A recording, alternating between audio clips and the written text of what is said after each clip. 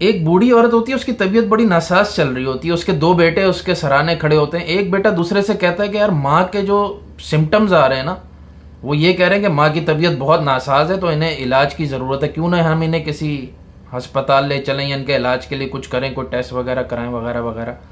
दूसरा कहता है नहीं ऐसा नहीं बोलो, माँ को कुछ नहीं हो सकता और माँ हमेशा रहने के लिए बनी, उनका साया हमेशा हम पे कायम रहेगा, खुदा ऐसा नहीं कर सकता। वो कहता है यार देख लो, मुझे तो लग रहा है कहीं ज़्यादा कोई बात बिगड़ जाए तो माँ इस दुनिया से ही रुखसत ना हो जाए।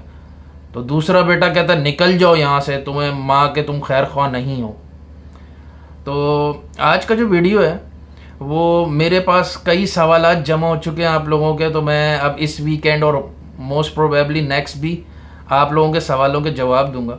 तो आज जिस सवाल का मैं जवाब देने जा रहा हूँ तो वो ये है कि हमारे मुल्क के हालात जो हैं या पाकिस्तान का फ्यूचर क्या रहेगा या हमारे हालात क्या हैं, आगे क्या दिख रहा है। तो ये सवाल आप अपनी ज़िंदगी में हर साल पूछ सकते हैं मुझसे, मैं अपने आप से या हम किसी और से पूछते रहते हैं, लेकिन इसका जवाब आसानी से ये है कि हर नेशन में कुछ ना कुछ सिम्टम्स आ रहे होते हैं। तो कुछ ऐसे सिम्टम्स हैं कि अगर ये सिम्टम्स आ रहे हो किसी मुल्क में तो उसकी राम राम सत्ते का इंतज़ाम शुरू कर देना चाहिए। तो आज मैं कुछ 15-16 सिम्टम्स आपको बता देता हूँ, बाकी आप भी अपनी तरफ से कुछ और ऐड करके एक चेकलिस्ट बना लें। जब आपको ये ख्याल आए कि यार पाकिस्तान का मुस्तकबिल क्या होगा, तो आप तोतों से फाल निकलवाने के बजाय इन चेकलिस्ट से गुजर जाएं, आपको सब समझ आ जाएगी। तो स्टार्ट करते हैं।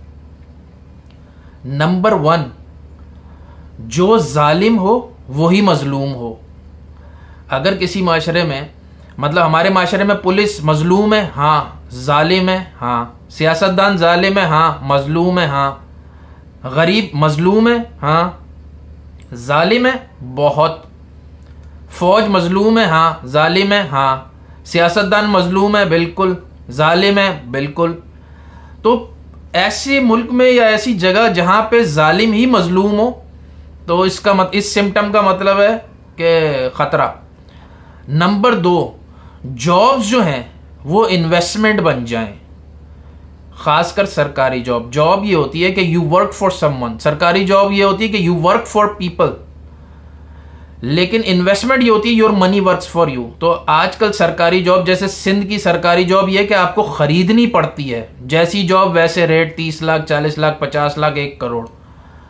जब आप वो इन्वेस्टमेंट करते हो तो your money works for you. अब आप लोगों के लिए काम नहीं करते, अब आपकी ये जॉब नहीं है, अब आपकी ये इन्वेस्टमेंट है। अब लोग आपके लिए काम करेंगे, लोग अपनी हक हलाई की कमाई लेकर आएंगे और आपके कदमों पे निछावर करेंगे। तो ये जब जॉब इन्वेस्टमेंट बन जाए तो उस माशरे का कोई आगे फ्यूचर नहीं है। नंबर 3, अमीर को कभी भी सजा ना हो। तो पाकिस्तान में मुझे याद नहीं आ रहा, किसी को याद आए तो भाई मुझे मैसेज कर दे कि पाकिस्तान में कभी किसी अमीर को सजा हुई हो उस जुर्म पे जो उसने किया। अब आपके पास अगर मिसाल हो जी नवाज शरीफ या फलाना, इनको करप्शनों की सजा नहीं मिल रही। पनामा में 250 बंदा और भी था, किसी एक को भी सजा हुई, किसी पे केस चला, कुछ हुआ, कुछ नहीं। नवाज शरीफ को सजा मिल रही है किसी की बात ना मानने की, करप्शन की नहीं। अभी ये बात मान ले, अगले महीने यही वजीर आजम बन के बैठे हो, कोई पता नहीं, सारे गुना माफ। ये हाईजैकर भी थे, ये पता नहीं राह के एजेंट, ये सब माजी में रह चुके हैं, ये धो धुला के फिर आ जाते हैं। तो ये सजा वजा नहीं होती है, कुछ और होता है। नंबर 4, कब्जे का तो रिप्लेसमेंट मिले लेकिन जायज जमीन का कोई रिप्लेसमेंट ना मिले। मिसाल के तौर पे आपने एक सोसाइटी में प्लॉट खरीदा, उस सोसाइटी पे कुछ लोगों ने कब्जा कर लिया, गरीबों ने, तो उन गरीबों को जब हटाया जाएगा तो बोला जाएगा इनको रिप्लेसमेंट दो। वो नालों पे बैठ गए, उनको रिप्लेसमेंट दो, कोई और जगह दो। यानी कि जुर्म जिसने किया है उसको इनाम दो। और जिसकी जमीन पे कब्जा हुआ है, जिस गरीब की, जिसकी जिंदगी भर की जमा पूंजी थी, उसको कुछ ना दो, उसको गालियां दो, धक्के दो और लानते दो।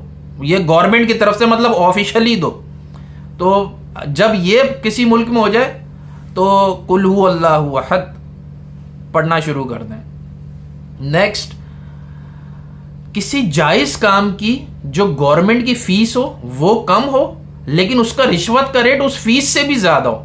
मिसाल के तौर पे आपने अपना घर का नक्शा पास कराना है, तो नक्शा पास कराने की फीस है फर्ज करें 25,000, लेकिन उस काम को करवाने के लिए आपको जो रिश्वत देनी पड़ेगी वो है 40,000। तो ओरिजिनल फीस 25,000, लेकिन काम करवाने के लिए फीस 40,000। तो कबर लेने जाओ, ओरिजिनल फीस 800 रुपए, कबर लेने की एक्चुअल रिश्वत जो है वो आजकल किसी ढंग के कब्रिस्तान में 70-80 हजार 50,000 जैसा कार्नर प्लाट जो भी वेस्ट ओपन वगैरह करके। तो ये जब ये हो जाए किसी मुल्क में तो समझ जाओ। नंबर 6, लिसानियत और मजहबियत, ये एक आम बात हो। अगर आपने पिछले कुछ अरसे में इस तरह के अल्फाज सुने हो, कोई सिंधी महाजिर, कोई पंजाबी बलोच, इस तरह के लफ्ज सुने हो अगर, तो बस समझ जाएं। और अगर पिछले कुछ अरसे में आपको ये सुनने में आ रहा है कि जी सहाबा के मुहाफिज, कोई अहले बैत के मुहाफिज, कोई ख़त्म नबूवत के मुहाफिज, कोई इस तरह के अल्फाज अगर सुनने में आ रहे हैं तो समझ जाएंगे आपकी सोसाइटी में लिसानियत और मजहबियत इतनी रच बस चुकी है कि अब ये एक कैंसर बन चुकी है। नेक्स्ट, टैक्स पेयर पे मजीद बोझ लादा जा रहा हो। टैक्स पेयर को कोई मुनाफा ना हो, कोई फायदा ना हो टैक्स देने का।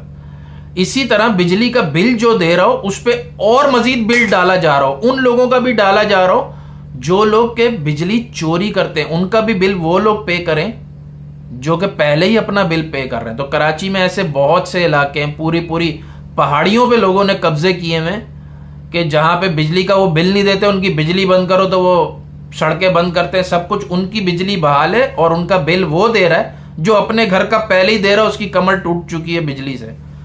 नेक्स्ट, शराफत एक जुर्म बन जाए और आम इंसान को लगे कि यार शराफत एक जुर्म है, काश मेरे पास क्लैशन कोफे हो, या फिर काश मेरे भी बच्चे जो है ना वो एक फौज में हो, एक नून लीग में हो, एक तहरीक इंसाफ का गुंडा हो, एक जो है ना मुत्तहदा का बत्ताखोर, मतलब मेरी पास भी इतनी पावर हो यार कि मैं जी तो सकूं, शराफत जुर्म ना लगे।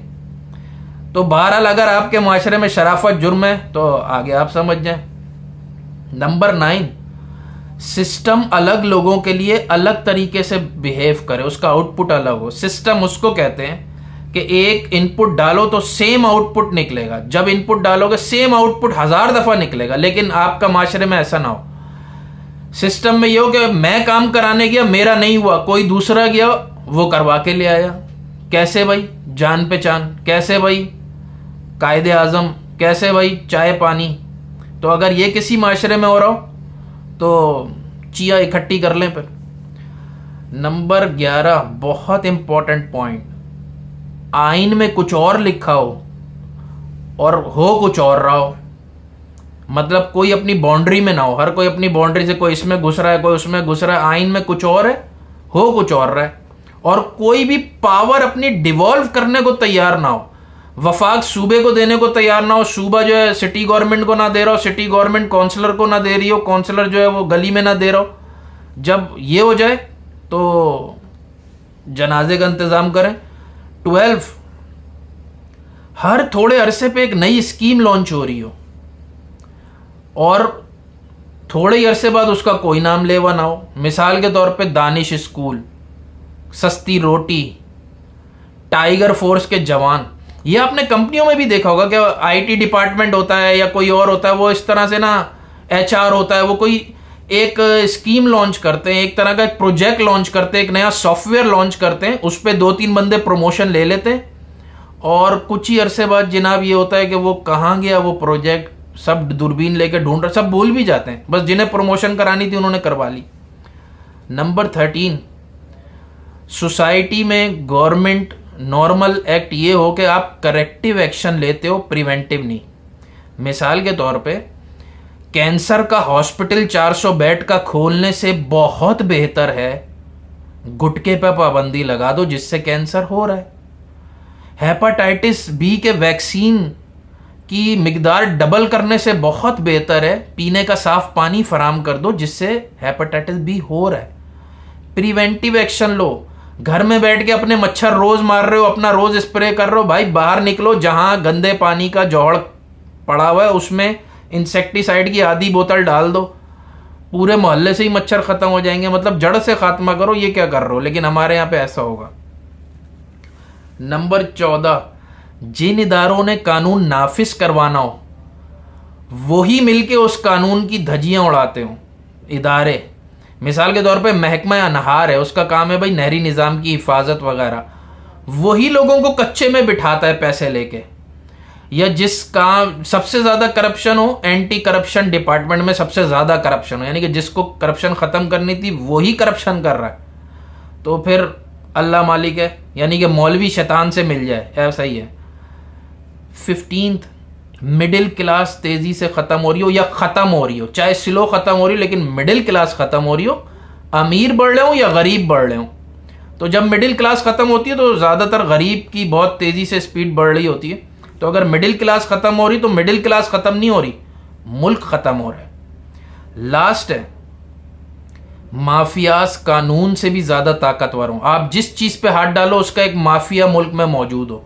School mafia, private school mafia, और जनाब स्कूल वैन माफिया, ट्रांसपोर्ट को छेड़ो ट्रांसपोर्ट माफिया, मौलवी को छेड़ो मौलवी माफिया, किसी भी चीज़ पे आप चले जाओ उसका एक माफिया हाजिर हो, मौजूद हो।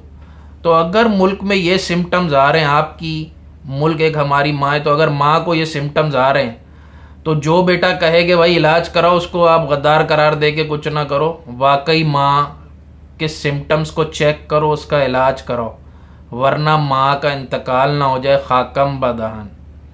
तो उम्मीद है ये आपके सवाल का जवाब मिल गया होगा। आप चेकलिस्ट बनाएं, और जब आपको कभी आज से 5 साल बाद ख्याल आए कि पाकिस्तान का मुस्तकबिल क्या होगा, तो इस चेकलिस्ट के थ्रू आप चेक कर लीजिएगा। अल्लाह हाफिज़।